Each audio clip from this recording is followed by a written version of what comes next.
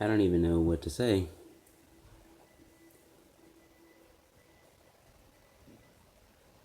I, I don't know what to say here. This this movie is almost perfect. I, no words I say can do this justice. And a lot of you are probably thinking that this is just coming from the fanboy inside of me. It's just because I like the Joker so much is because I like this movie. No, no. I went into this completely expecting it to be something that we've never seen of the Joker. But they were able to put in just enough stuff so that I can accept this as its own Joker film, as its own Joker story. So I can accept Joaquin Phoenix as his own Joker.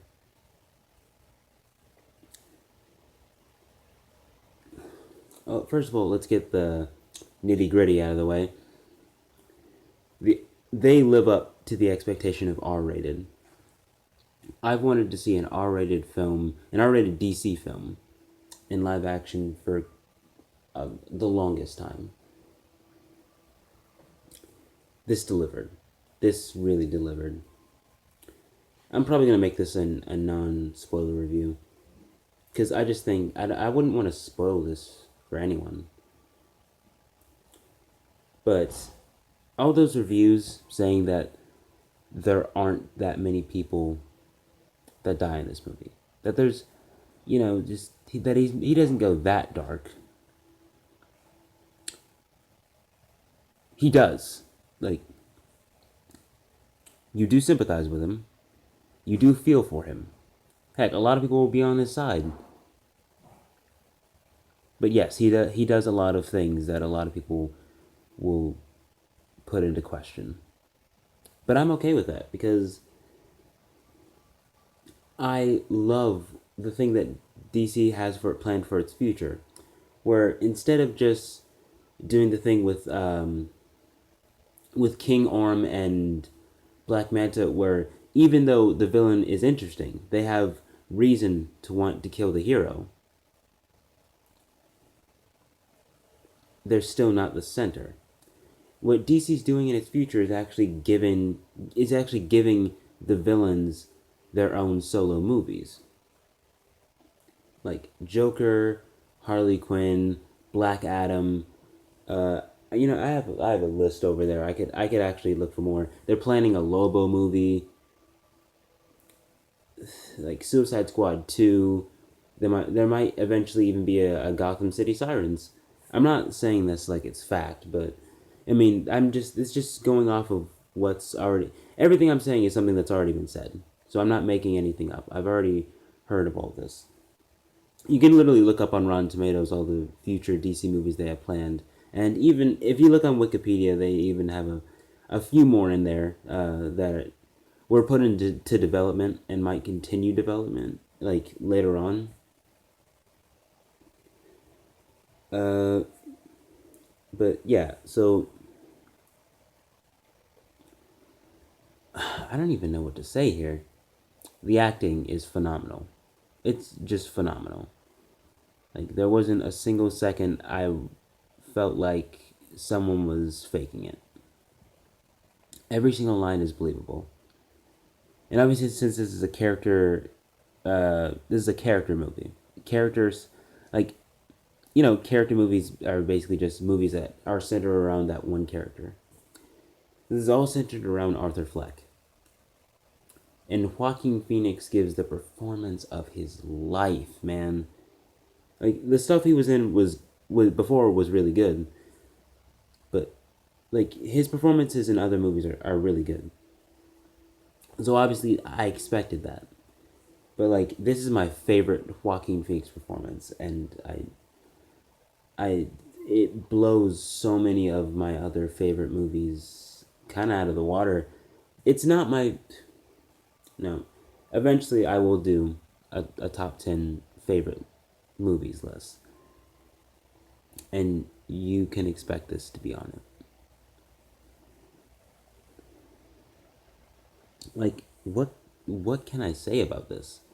The song choices were amazing. Uh, the tone is like 100% dark. When you're laughing at something, it's most likely dark humor, and I'm okay with that because I love dark humor. I'm a big fan of dark humor, and the best people to do dark humor is DC, honestly. Like, that's honestly the best comedy that works with them. Because, like, with the Shazam trailer, we got that whole you're a disabled foster kid, you got it all joke, and I haven't seen anyone who didn't laugh at that joke. And in this movie, there's tons of dark humor. So, like, I think that's just something that kind of works with them. Like, dark humor is something that they're really good at. Oh, man. So, like, but there's not too many funny moments. And rightfully so. Uh, because, like, a villain driven movie, it should be, the majority of it should be dark, while there's slight little moments of comedy just sprinkled in there. Even for a Joker movie, you do have to keep the majority of this serious. And it's hard not to take it serious because you just see this guy constantly be crapped on.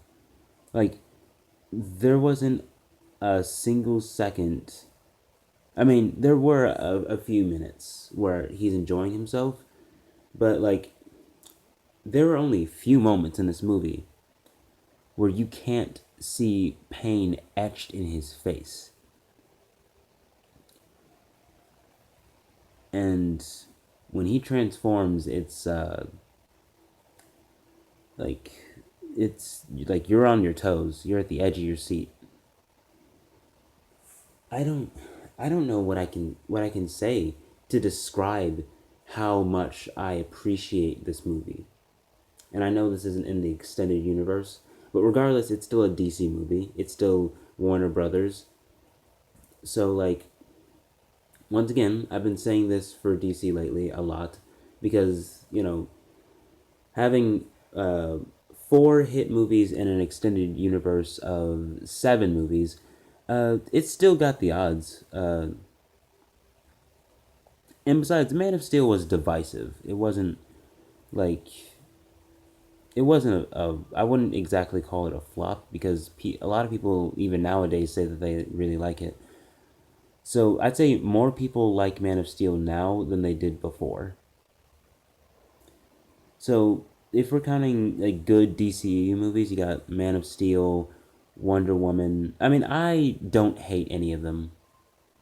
The Probably the worst is Justice League, but even then, I don't hate Justice League. I think it's kind of, as Austin Burke put it, kind of meh. I think he called it meh when he was ranking uh, DC modern movies.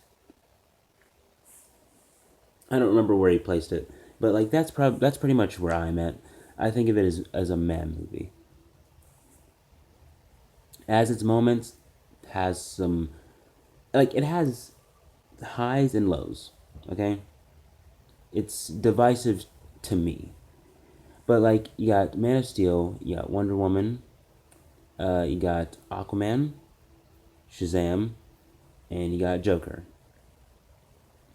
So that's five out of eight.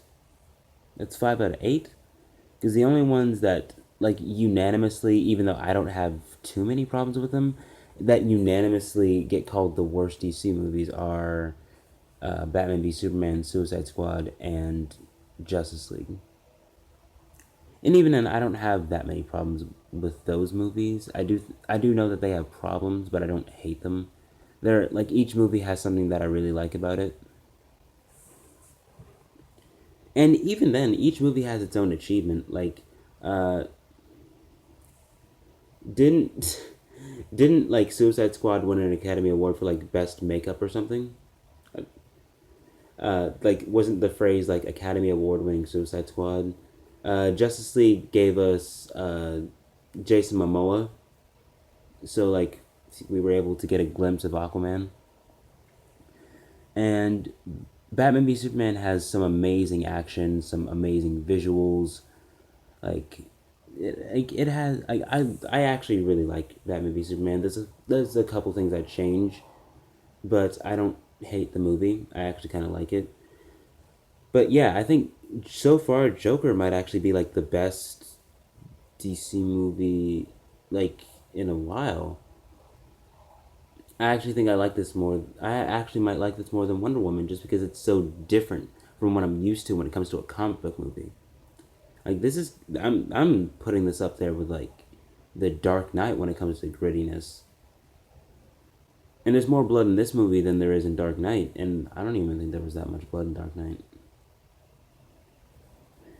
Uh, I don't even remember there being blood in Dark Knight. I think there was blood, but I don't think there was that much. But yeah, that's my review of Joker. All I can say is three things. Um, it's either 9 out of 10. I, nothing's stopping me from giving it a 10 out of 10. But I need to. I'm trying to find a problem with this movie. But for now, I will say 9 out of 10. Um, go see this movie, and another one for DC. See ya.